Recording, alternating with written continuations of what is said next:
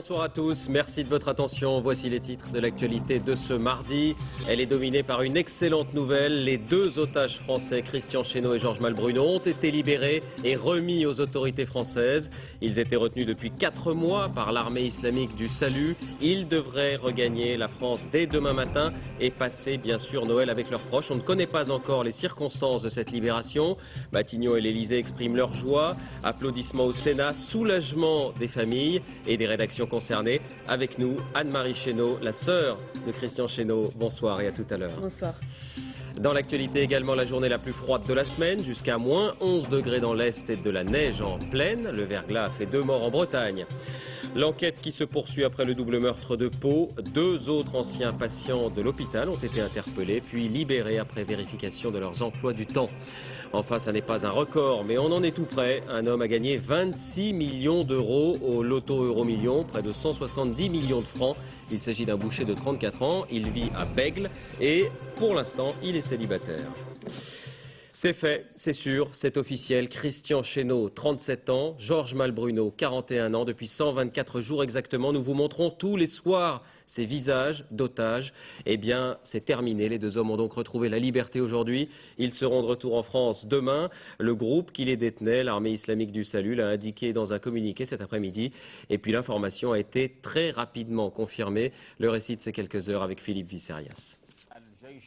À 17h, c'est Al Jazeera, la voix du monde arabe, qui la première donne l'information. Quelques mots au cours du journal. Les 2 otages français viennent d'être libérés à Bagdad par leurs ravisseurs, l'armée islamique en Irak. La surprise est totale, on attend alors une réaction à Paris. Une demi-heure plus tard, le ministère des Affaires étrangères confirme. Christian Chesneau et Georges Malbruno sont libres, c'est officiel. Au Sénat, Jean-Pierre Raffarin interrompt la séance. Mesdames, Messieurs les sénateurs, j'ai une joie profonde à vous annoncer que Christian Chesneau et Georges Malbruno viennent d'être libérés par l'armée islamique. Vous comprendrez. Le Premier ministre doit attendre la fin des applaudissements pour reprendre le fil de sa déclaration. C'est l'issue d'une démarche constante, difficile, discrète, qui a permis aux services français, à leurs partenaires, de pouvoir obtenir cette libération. Je voudrais saluer... Au premier rang, Michel Barnier, ministre des Affaires étrangères. Depuis le début de la crise, il a multiplié les voyages au Proche-Orient pour demander leur libération. Quelques minutes après cette intervention, Jean-Pierre Raffarin va appeler les familles des 2 ex-otages. Mais où sont Christian Chesneau et Georges Malbruno? À l'ambassade de France à Bagdad ou déjà à Amman en Jordanie, comme croit le savoir le frère de Christian Chesneau. La nouvelle vient de nous arriver il y a un quart d'heure, nous n'avons pas eu de signe précurseur. Donc maintenant, j'ai eu confirmation à l'instant par le chef de cabinet du Premier ministre qui m'a confirmé la nouvelle. Donc ils sont à Amman en bonne santé. Mais il y a une demi-heure, l'Élysée précise que les 2 ex-otages se trouvent encore à Bagdad. D'ailleurs, un avion militaire français s'apprête à aller les chercher avec Michel Barnier à son bord. Jacques Chirac a interrompu son voyage au Maroc et devrait rentrer à Paris dans la soirée pour accueillir les 2 hommes. Et en direct de Bagdad, nous retrouvons en direct Anne-Sophie Lemauff. Bonsoir. Pouvez-vous nous confirmer, Anne-Sophie, que les otages sont effectivement encore en Irak? Ils ne sont plus otages Oui. Écoutez, ici les informations filtrent au compte-gouttes. Une chose est sûre, c'est que les otages sont libres et bien ici à Bagdad, certainement sur le point de rejoindre le tarmac de l'aéroport, alors soit très tard ce soir ou bien très tôt demain matin, mais ils seront dès après-demain, c'est officiel, en France. Voilà, Christian Chesneau et Georges Malbruno qu'on continue à appeler les otages, même si maintenant ils sont effectivement libres. Est-ce qu'on s'attendait à Bagdad à une libération ces dernières heures, Anne-Sophie? Écoutez, autant vous dire que c'est l'effervescence ici dans la communauté journalistique française de Bagdad. Personne ne s'attendait à une libération si imminente, si immédiate. Eh bien, c'est fait. Alors, les points presse étaient devenus de plus en plus espacés ces derniers temps. Toujours est-il qu'à l'ambassade, on nous avait informé, mais cela on ne devait pas le dire, bien entendu, que des lettres, des cassettes avaient été données par des intermédiaires à l'ambassade et ce qu'ils appelaient des preuves de vie, parlant de la bonne santé et de la vie, qu'ils étaient toujours en vie, de Christian Chesneau et Georges Malbruno. Merci pour ces précisions. Avec nous sur ce plateau, Anne-Marie Chesneau. Merci d'avoir accepté notre invitation. Vous êtes la sœur cadette de Christian Chesneau. Juste avant de vous entendre, quelques réactions dans l'entourage de Georges Malbruno, celles de ses proches. Elles ont été recueillies il y a quelques instants par Alban Mikosi et Christophe Wiedemann. Montéguet en forêt, 323 habitants dans le cœur de l'Allier. Le village s'est retrouvé au cœur de l'actualité avec l'enlèvement de Georges Malbruno. Un peu à l'écart, la maison familiale. Très solidaire depuis 4 mois, la petite communauté entoure ce soir le père de Georges Malbruno qui a du mal à cacher son émotion au téléphone. Je suis heureux, très heureux. C'est le plus beau cadeau de Noël que j'ai pu avoir. Vous avez appris la nouvelle comment, monsieur? On a commencé de l'entendre à la radio, mais enfin, vous savez, avant que ça nous ait été confirmé par le gouvernement, on y croyait, oui, mais qu'à moitié, on avait déjà tellement eu de fausses joies, alors que tant que le ministère ne nous a pas eu appelé, on y croyait, mais plus ou moins. Il faut dire que de rumeurs d'espoir en terrible déception, les Malbruno étaient passés par tous les sentiments. Jean, le père, sortait ce matin de l'hôpital. Il disait souffrir beaucoup de cette séparation. Tous aspirent maintenant à fêter Noël ensemble et à retrouver une vie plus sereine. Alors, je suis d'autant plus heureux de vous accueillir qu'on s'était déjà vu dans des circonstances beaucoup moins plaisantes. Qu'est-ce que vous avez ressenti tout simplement lorsqu'on vous a annoncé la nouvelle? Écoutez, on me l'a annoncé déjà par téléphone. C'est mon mari qui m'a appelé en me disant qu'effectivement Al Jazeera avait annoncé la libération de Christian et de Georges, mais qu'elle n'était pas confirmée. Donc voilà, il y a eu un moment de flottement et ensuite, en arrivant à la maison, puisque j'étais dans une zone où mon portable ne passait pas, mon mari me confirme que Michel Boyon, donc le directeur de cabinet de M. Raffarin, l'avait appelé pour confirmer officiellement la libération de Christian et de Georges et qu'ils étaient sains et saufs et qu'ils allaient bientôt rentrer à la maison. Et là, ça a été l'émotion, la plus grande émotion que toute notre famille n'ait ressentie depuis des semaines et voire des mois. Ouais, vous me disiez juste avant le début de ce journal, c'est une libération pour eux, c'est une libération pour nous aussi. Est-ce que vous l'espériez, cette libération, juste avant Noël? Et est-ce que, j'allais dire, vous vous en doutiez? Est-ce qu'il y avait des indices? Écoutez, pendant ces 4 mois, parce que ça fait 4 mois que Christian et Georges ont été retenus en otage, on a toujours gardé espoir, même s'il y a eu des hauts et des bas. Et c'est vrai que depuis quelque temps, les messages que nous avions du gouvernement étaient orientés plutôt vers l'optimisme et la confiance, qui nous a donné un regain également d'optimisme et de croire effectivement à une libération prochaine ou pas, on ne le savait pas. Mais effectivement, il y avait une plus grande confiance, on sentait que le vent avait tourné. Voilà. Regardez ces quelques images, je pense qu'elles vont vous faire plaisir. Elles ont été tournées en fin d'après-midi à Baugé, le village de Maine-et-Loire, le village familial, peut-être le vôtre, en tout cas celui de votre frère. Regardez ces images.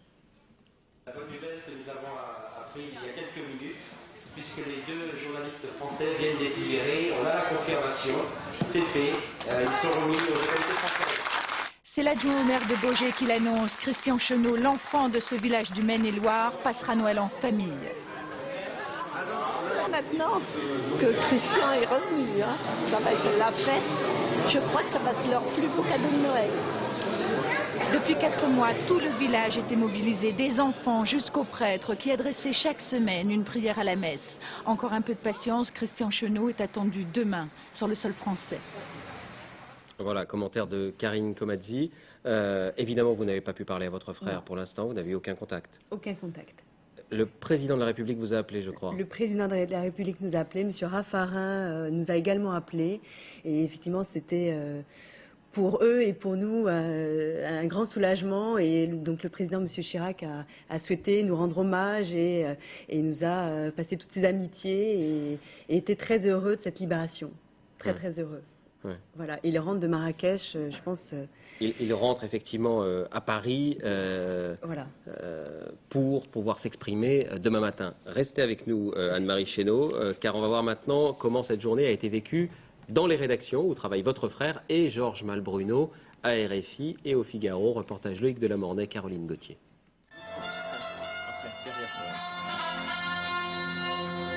Bonsoir, Hervé Bérou. Bonsoir, ils sont libres. C'est le premier jour de liberté en Irak pour Christian Chesneau et Georges Malbruno. Frédéric Rivière. Bonsoir, et c'est évidemment la nouvelle de la soirée. C'est officiel depuis moins d'une demi-heure. Christian Chesneau et Georges Malbruno ont été libérés. Simultanément, les présentateurs des deux radios qui employaient Christian Chesneau et Georges Malbruno annoncent la bonne nouvelle.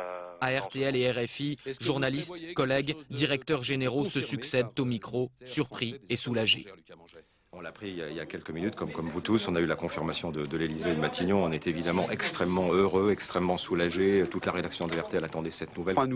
La rédaction de RFI, qui a perdu 2 journalistes ces dernières années, respire après 4 mois d'angoisse. Les journalistes sont toujours en vie au 10 novembre dernier. Nous avons nous-mêmes connu des drames dans ces dernières années, Jean Hélène, Johan Sutton, et donc pour nous, la vie des otages était en jeu et c'était un véritable drame permanent. Le Figaro vient aussi d'apprendre la nouvelle. La rédaction en chef bouleverse en urgence la une de demain. Au début, on n'y a pas cru parce qu'on a eu pas mal de rumeurs comme ça il y a quelque temps.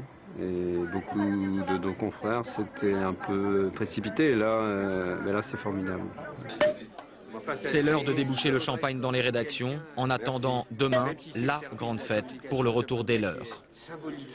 Anne-Marie Chesneau, est-ce qu'il y a eu un moment où vous n'y avez plus cru, où vous étiez sans espoir, où vous avez toujours gardé l'espérance? On a toujours gardé l'espoir, même si effectivement à plusieurs moments on nous a soufflé le chaud puis ensuite le froid, mais cet espoir on l'a toujours eu et on s'est battu. Ça a été notre façon à nous de nous battre aux côtés de Christian et de Georges et d'y croire jusqu'au bout et jusqu'à aujourd'hui. Pendant toute cette période, vous êtes restée relativement discrète, c'était délibéré? Tout à fait, on a souhaité être en retrait des médias et de garder pour nous cette intimité et cette douleur au sein de la famille et au sein de nos amis. Alors, les portraits géants des deux hommes qui s'affichent, vous le savez, sur la façade de l'Hôtel de Ville de Paris, eh bien, vont être décrochés demain.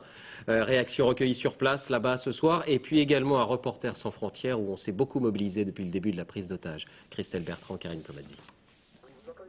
Oui, j'entends très bien la radio. Un instant, je vous prie. C'est l'effervescence. Dans les locaux de Reporters sans frontières, la nouvelle de la libération a évidemment soulagé tout le monde. 4 mois de mobilisation organisée sans relâche pour que Christian Chesneau et Georges Malbruno ne tombent pas dans l'oubli. Ça participe, 1, au moral des familles, et c'est pas rien dans une affaire comme ça, et 2, c'est quand même quelque chose de positif pour les diplomates, pour ceux qui négocient et qui se disent « j'ai toute la France derrière moi ». Et ça, c'était important. C'est à ça que ça sert la mobilisation. Et pour que les 2 journalistes restent dans les mémoires, leur comité de soutien avait accroché leur portrait sur la façade de l'Hôtel de Ville de Paris. Ici, on a recueilli près de 72 000 signatures. Et parmi les anonymes présents cet après-midi sur le parvis, peu sont déjà au courant de la libération. Tous s'en réjouissent. Vous ont délibéré aujourd'hui? Eh bien, écoutez, je suis ravi de temps, franchement, il a été délibéré. Juste au moment des fêtes, c'est ce que j'ai pensé quand je suis arrivée. J'ai regardé les... Nous, on est tous en train de faire la fête, alors qu'il y en a qui sont prisonniers de ça, quoi. Demain matin à 11 h, les 2 portraits seront décrochés, car Christian Chesneau et Georges Malbruno vont rentrer chez eux, pour de vrai. Avant d'aller plus loin, on va rappeler qui sont Christian Chesneau et Georges Malbruno. L'un a 37 ans, l'autre 41 ans. Ils connaissent très bien le monde arabe. Jean-Marc Ilouz. Si Christian Chesneau, 37 ans, notre confrère de Radio France Internationale et du Point, avait choisi les vaches maigres du journalisme indépendant, c'est par fascination pour la langue et la civilisation arabe, après sa découverte du Caire et de la Haute-Égypte. La passion aussi, plus que quelques penchants pour le baroud, avait fait faire le même choix précaire à Georges Malbruno du Figaro, après sa rencontre avec Jérusalem, ville de toutes les religions mais de toutes les haines. Pour Europe 1, il couvrira le conflit israélo-palestinien. Mais entre les 2 journalistes, la concurrence cédera vite le pas à l'amitié. Tous 2 se posaient les mêmes questions. Comment, sans a priori mais aussi sans complaisance, restituer les humiliations ou les blocages d'une région où haine et fascination pour l'Occident sont parfois bien proches? Comment éviter que ne s'approfondissent les malentendus les plus sanglants? Ensemble, Chesneau et Malbruno écriront 2 ouvrages dont un portrait de Saddam Hussein au pouvoir. Sans se douter qu'un jour d'août 2004, la route d'une ville sainte d'Irak en ébullition leur coûterait 124 jours de détention à haut risque. Et avant de s'interroger sur les circonstances de cette libération, revenons d'abord sur le déroulement de la prise d'otage. Elle remonte à la fin du mois d'août, lorsque les deux journalistes français, avec leur chauffeur, Mohamed Al-Joundi, ont tenté de se rendre à Nadjaf, au sud de Bagdad. C'est sur la route qu'ils ont été kidnappés. Jacques Cardoz. Ce devait être un voyage de 4 heures. Mais au bout de la route qui devait les mener à Nadjaf, les journalistes français vont vivre l'angoisse, l'attente, la captivité. Ce 20 août 2004, Christian Chesneau prévient sa rédaction qu'il part en reportage. 8 jours plus tard, son visage apparaît sur les écrans d'Al Arabiya. Il s'exprime en arabe, son confrère Georges Malbruno en français. Le groupe qui les détient, l'armée islamique en Irak, réclame l'annulation de la loi sur le voile. Le lendemain, le président Jacques Chirac demande fermement leur libération. Et de Georges Malbruno. La diplomatie française fait jouer tous ses contacts et ses relais dans le monde arabe. Du Caire, Michel Barnier, ministre des Affaires étrangères, lance un appel aux ravisseurs, diffusé sur Al Jazeera. Des mouvements arabes de tous bords demandent de les épargner. Dans une nouvelle vidéo diffusée par Al Jazeera, les journalistes appellent à manifester contre la loi sur le voile. Leur vie est en danger, l'ultimatum est prolongé de 24 heures. Le 2 septembre, une nouvelle tentative de médiation est menée par une délégation des musulmans de France à Bagdad. À Paris, manifestation de soutien. Il n'est pas question de laisser la question de mon foulard servir de prétexte à de tels comportements criminels. Les autorités françaises annoncent que les otages sont en bonne santé, mais un nouveau communiqué demande à Paris de satisfaire 3 conditions. À ce jour, on ne sait toujours pas s'il est effectivement attribué à l'armée islamique en Irak. 29 septembre, nouvelle étape. Un émissaire nommé Philippe Brett affirme avoir rencontré les otages vivants. Il parle d'une libération acquise. À Paris, on se méfie de cette initiative parallèle du député Didier Juliat. 2 jours plus tard, il annonce l'échec de sa mission. Pendant 39 jours pleins, tous les services officiels, les centaines de personnes mandatées par le gouvernement sont partis à la recherche des otages. Bon, il ne s'est rien passé. Nous, ça fait 4 jours qu'on s'en occupe. Alors, il ne s'est pas passé des choses formidables. On a cru qu'il allait se passer. À ce jour, on ne sait pas non plus quel rôle a joué la mission du député Juliat. 3 jours plus tard, Michel Barnier affirme que les ravisseurs ont interrompu le processus de libération le 30 septembre.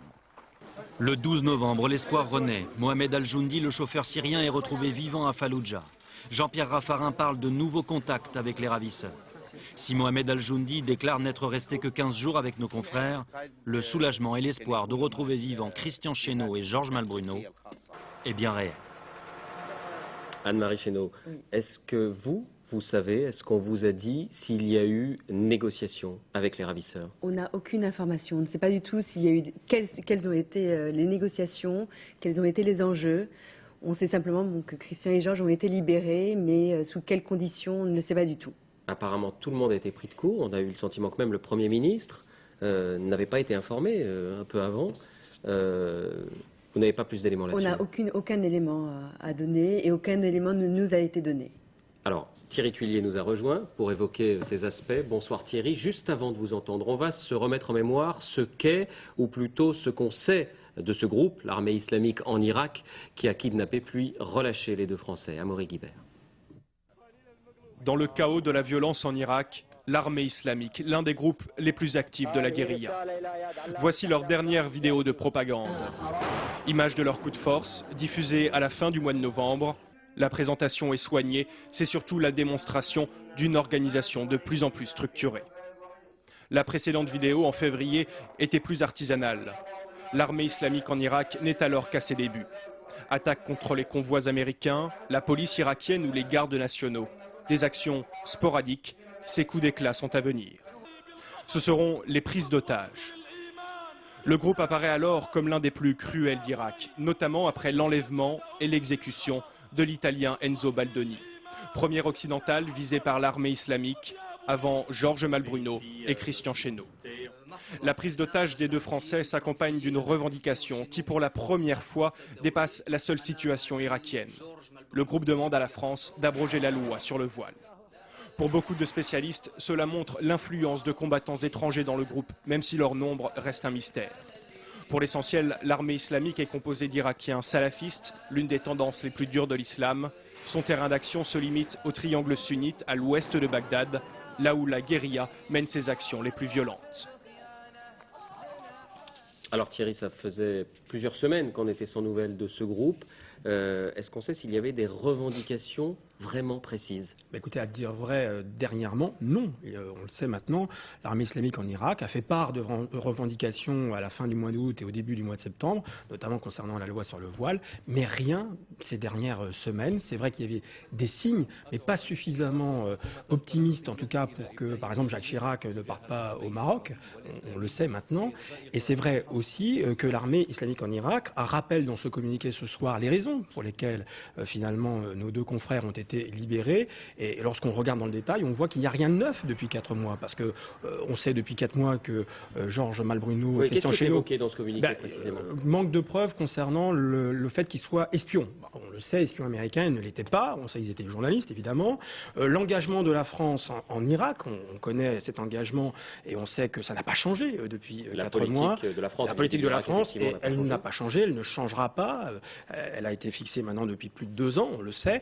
Et puis aussi, il faut bien le dire, l'engagement des associations, des organisations musulmanes. Et cette chose-là, elle existait, encore une fois, il y a 4 mois. Alors, il s'est passé quelque chose ces derniers jours et on ne le sait pas encore. On ne le sait pas encore. Personne ne l'a évoqué. Aucun membre du gouvernement, l'Élysée, le Premier ministre, personne ne l'a évoqué. Autrement dit, on est totalement dans le flou sur ce qui a pu déclencher cette libération. Oui. Est-ce qu'il y a eu une négociation? On le saura peut-être un jour. Est-ce qu'il y a un volet politique à cette négociation? Est-ce qu'il y a un volet financier, c'est-à-dire versement d'une rançon? C'est évidemment trop tôt pour répondre à ces questions ce soir. On le saura peut-être un jour avec les déclarations de nos deux confrères. Mais il est certain, et je crois que c'est important d'avoir ça en tête, l'armée islamique en Irak, c'est pas une association de bonne œuvre, hein. Il faut quand même le rappeler. Ils ont assassiné des otages étrangers. Ils ont lynché des ressortissants américains à Fallujah. Et donc c'est une organisation terroriste qui a certainement tiré ou tenté de tirer un bénéfice, quel qu'il soit, de la libération de nos deux confrères. Un tout dernier point, Thierry. On se souvient que Mohamed El-Joundi avait été retenu plusieurs jours après sa libération. On peut imaginer que les 2 journalistes français seront débriefés, comme on dit? Oui, vous savez que c'est une période délicate. Hein. C'est pour ça, d'ailleurs, je crois que les familles n'ont pas eu encore, à ma connaissance, un contact direct avec leurs proches et leurs parents. C'est vrai que normalement, donc, ils vont passer un peu de temps à la fois à l'ambassade de France à Bagdad ce soir et peut-être dans la nuit, et ensuite de retour en France, avant peut-être qu'on les retrouve et qu'on puisse les entendre sur leur détention. Merci Thierry. D'autres réactions maintenant, elles sont évidemment unanimes. D'abord, dans le monde politique, réaction recueillie par Émilie Lançon et Alexandre Cara. On est heureux pour eux. Et puis je crois qu'il faut féliciter le plus sincèrement possible tous ceux qui ont œuvré pour cette libération et au premier rang la diplomatie française. Savourons les instants qui nous permettent de retrouver Christian Chénault et Georges Malbruno. Puis lorsque il y aura eu ces retrouvailles à la rentrée, c'est-à-dire au début de l'année, nous ferons notre devoir de parlementaire, c'est-à-dire de savoir ce qui s'est passé pendant ces 4 mois, comment s'est déroulée la négociation. Les responsables politiques ont su s'unir, ont su être solidaires pendant cette période. Dans les moments graves, c'est très utile, c'est bien, ça aide. Et donc ils peuvent être ce soir aussi solidairement heureux de ce qui est arrivé. Et puis réaction aussi dans le monde musulman, et notamment du côté des organisations musulmanes. On l'a dit il y a un instant, il faut rappeler qu'elles s'étaient impliquées dans la mobilisation, qu'elles s'étaient même déplacées à Bagdad pour lancer un appel. On écoute Dalil Boubaker pour la mosquée de Paris et Fouad Alaoui pour l'UOIF. Je dis Dieu merci, alhamdoulilah, que Dieu ait permis ces retrouvailles familiales dans un moment ô combien symbolique pour toutes les communautés religieuses de France. Je pense qu'on a contribué d'une manière modeste, mais notre contribution, j'espère qu'elle sera notée dans l'histoire, et j'espère qu'on dira que les musulmans de France, en ces moments difficiles pour l'ensemble de la nation, pour l'ensemble de la communauté nationale, ils étaient là, au moment où il fallait, ils ont fait ce qu'il fallait faire. Voilà ce qu'on pouvait dire sur la libération des otages, et on y reviendra en fin de journal avec les tout derniers éléments. L'autre actualité est d'abord l'Irak encore. L'Irak où la campagne électorale qui a commencé la semaine dernière est décidément le théâtre d'attentats particulièrement violents. Cette fois, c'est une base américaine qui a été frappée à Mossoul, la 3e ville du pays. Il y a 22 morts. Florence Bouquilla. C'était l'heure du déjeuner au mess de cette base américaine à 5 km au sud de Mossoul. Des roquettes et des obus de mortier se sont abattus sur cette cantine. Des dizaines de soldats étaient présents. L'attaque, revendiquée par le groupe Ansar al-Sunna lié à Al-Qaïda, a fait au moins 22 morts. et 50 blessés. Les victimes sont des militaires américains, des civils, des militaires étrangers et des membres de l'armée irakienne. Au même moment, à Bagdad, visite surprise et historique de Tony Blair. Depuis Winston Churchill, aucun Premier ministre britannique ne s'était rendu dans la capitale irakienne. Aux côtés de son homologue Iyad Allaoui, Tony Blair a espéré une large participation aux élections législatives prévues le 30 janvier prochain. Puis il a rendu visite à ses troupes, basées dans la région de Bassora. À 50 jours des élections, la campagne se fait de plus en plus sanglante. Dimanche dernier, 2 membres de la commission électorale ont été assassinés en plein centre de Bagdad. Les puits de pétrole, eux aussi, sont en feu. Très tôt ce matin, une explosion a détruit ce pipeline à 170 km au nord de Bagdad. En France, une 3e journée de grand froid, la plus glaciale, c'est aussi la plus courte. Elle marque le début de l'hiver. Nous sommes le 21 décembre. Le thermomètre est descendu jusqu'à -11 la nuit dernière du côté de Metz. Et 47 départements ont désormais déclenché le plan d'urgence. Florence Griffon, Nabila Tabouri. Pas de doute, l'hiver a pris son envol. À Strasbourg aujourd'hui, le thermomètre n'a pas dépassé les -1 degré. Pour se réchauffer, à chacun son truc, marche dynamique ou produit dopant à consommer avec modération. J'ai goûté ça en montagne et puis très bon aussi, à Strasbourg. Il est très bon, il est encore meilleur. En France comme à Strasbourg, 47 départements appliquent toujours le plan grand froid. 2 ont choisi le niveau froid extrême, la Haute-Loire et la Meurthe-et-Moselle. Dans ce département, la neige s'est installée, une petite couche, mais suffisante pour contrarier les déplacements. -5 degrés toute la journée et des habitants forcés à prendre la pelle. Autant que je me souvienne, dans notre jeunesse, on a autre chose. Hein. Et c'était plus embêtant. Pour les écoliers, pour tout le monde, les ouvriers. Alors que maintenant, tout est dessalé finalement. Il n'y a pas de problème. Au petit matin, il est vrai que dans de nombreux endroits, les saleuses sont rentrées en action. Ici dans l'Oise, plus de 100 tonnes de sel ont été réparties sur les routes nationales. Mais le plan grand froid, c'est aussi et surtout des moyens pour accueillir les sans-abri. À Rouen, un gymnase a été réquisitionné. 37 personnes ont dormi ici hier. Ce soir, il sera rouvert, mais pas demain. La météo annonce un redout. Dans toute la France, les équipes restent mobilisées. 8 000 lits ont été libérés. Et selon Météo France, le froid devrait persister cette nuit encore. Toutes les précisions à la fin de ce journal avec Nathalie Riouet. Les suites de l'enquête sur le double meurtre de Pau. Les policiers continuent à vérifier les emplois du temps d'anciens patients de l'hôpital. 2 hommes ont été interpellés puis libérés dans la journée. Francis Mazoyer, Muriel Lassaga. L'hôpital psychiatrique de Pau transformé en forteresse. Derrière ces barricades, les enquêteurs travaillent en toute sérénité avec l'aide des personnels techniques. Mais pour l'instant, l'arme du crime n'a toujours pas été retrouvée. Sabre, poignard ou couteau de boucherie, rien n'est exclu pour l'instant. 2 anciens patients de l'hôpital placés en garde à vue ce matin ont été libérés. Ce double meurtre reste inexpliqué. Les choses sont tellement improbables, tellement inconcevables qu'on ne les comprend pas. Donc on ne peut pas même donner d'éléments d'explication. Ce que l'on peut dire par contre, c'est que tant que le ou les meurtriers ne seront pas identifiés, il nous sera extrêmement difficile d'entamer notre phase de deuil. Une certitude ce soir, le ou les meurtriers se sont acharnés sur l'infirmière et l'aide-soignante avant et après leur mort. Acte d'un ancien patient ou meurtre maquillé, toutes les pistes sont explorées par les enquêteurs. La police qui dispose de plusieurs indices, mais pas encore du précieux ADN. Après l'émotion, le recueillement, la polémique aujourd'hui. L'hôpital avait acheté des bips pour donner l'alerte en cas de violence, mais ils sont restés dans les cartons. Je déplore les amalgames, monsieur, et je me permets de dire que dans la douleur, on ne polémique plus. Le procureur de la République de Pau a reçu les familles des victimes en toute discrétion cet après-midi pour les tenir informés des suites de l'enquête. Une cérémonie aura lieu jeudi à l'hôpital psychiatrique. Quant à la date des obsèques, elle n'a toujours pas été fixée. Justice encore avec l'histoire incroyable du petit Enzo.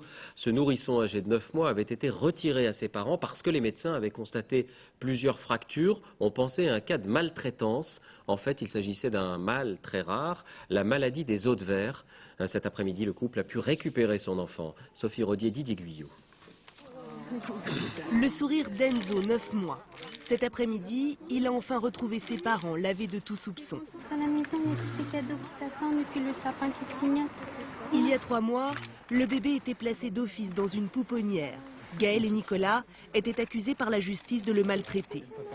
Ça va être un beau Noël, hein? Ça va être le plus beau Noël, ouais. Son tout premier Noël à lui et puis la fin de tout ce cauchemar et puis voilà, une petite reconstruction en famille, là. On en a bien besoin.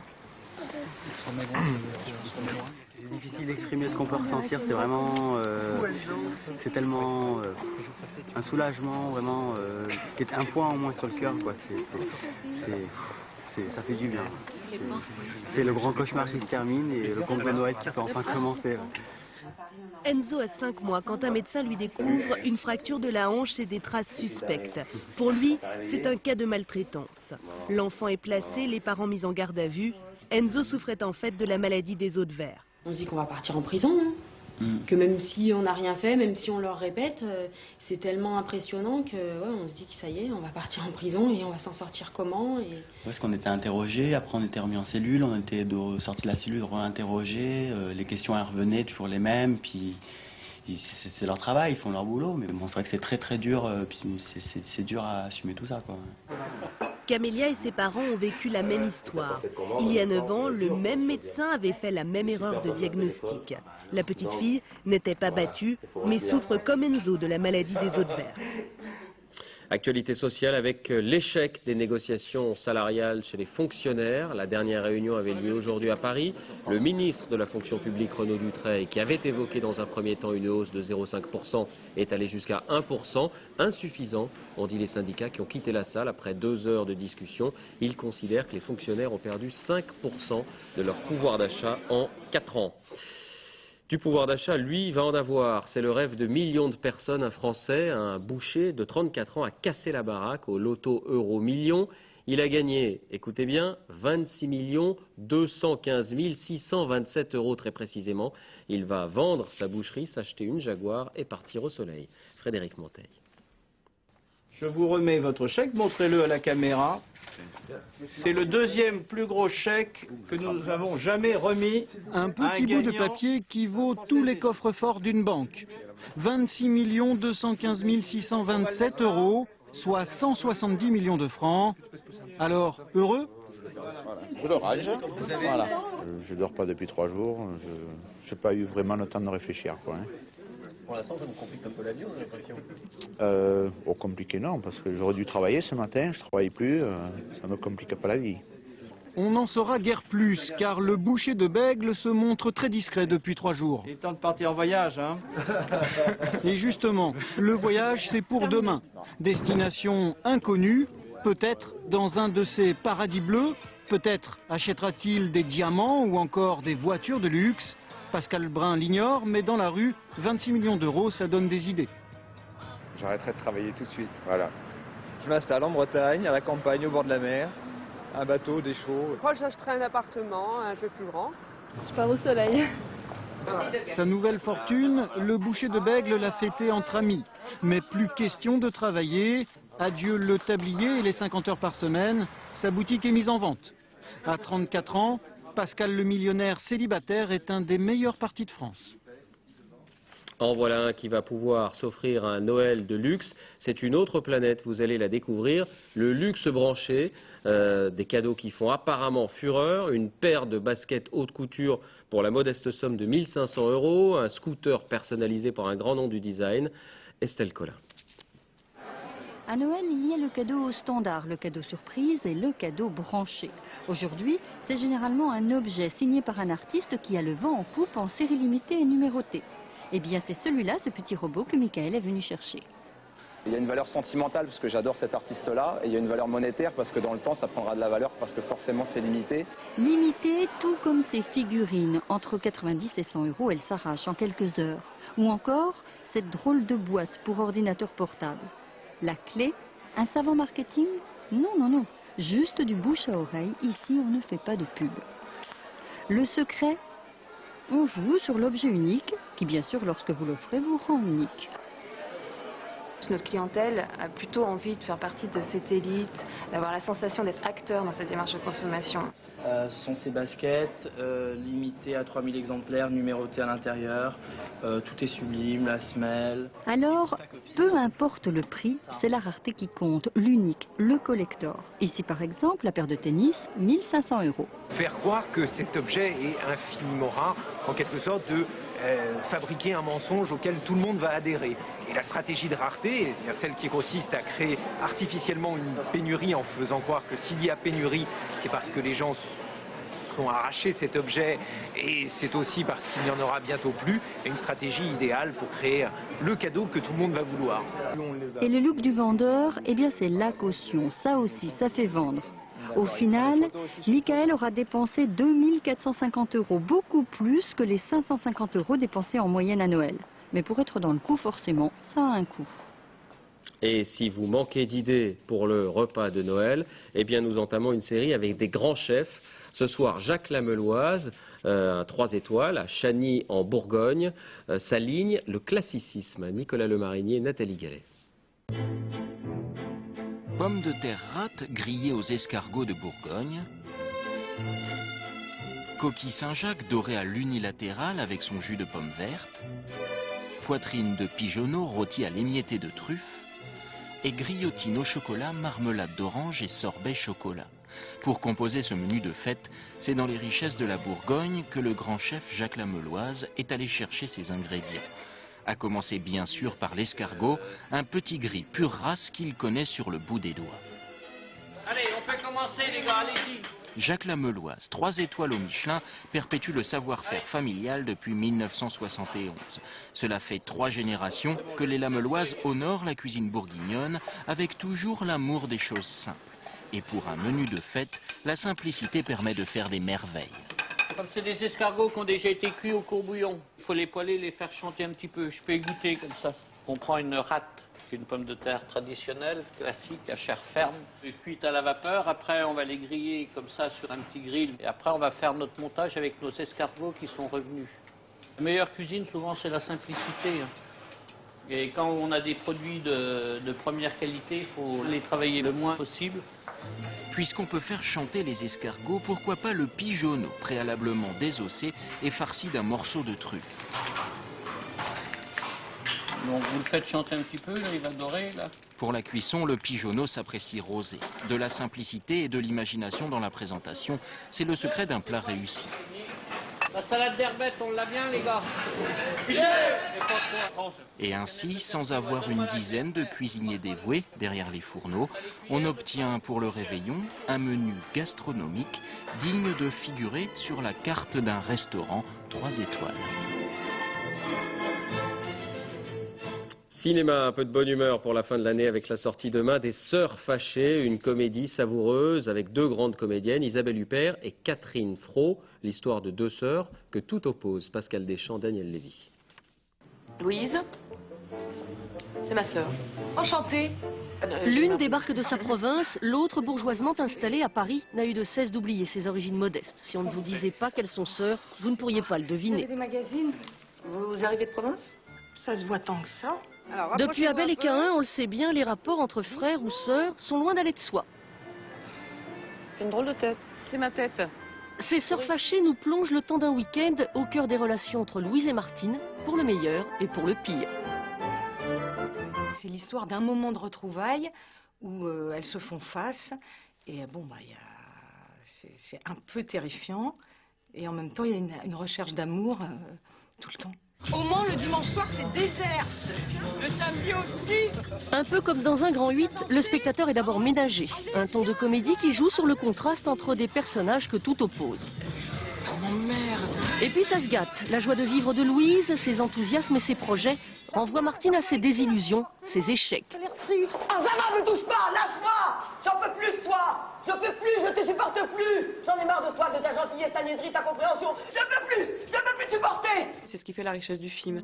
C'est que du coup, le film oscille constamment, oui, c'est un peu réducteur de le dire, mais enfin, oui, entre comédie et drame, mais avec tout ce que ça peut comporter, voilà, de plaisir de la comédie, mais en même temps de d'émotion aussi, tout simplement. Une comédie au ton audacieux, pleine de moments savoureux. Ça y est, tu te sens à l'aise là? Non, parce qu'il y a 2 minutes, tu disais que tu avais du mal à parler, mais là, je vois que ça va mieux, non?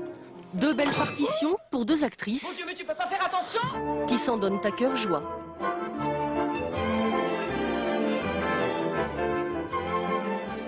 Si vous nous rejoignez, je vous rappelle la principale information de cette journée, la libération des 2 journalistes français, Christian Chesneau et Georges Malbruno. Ils reviendront en France demain.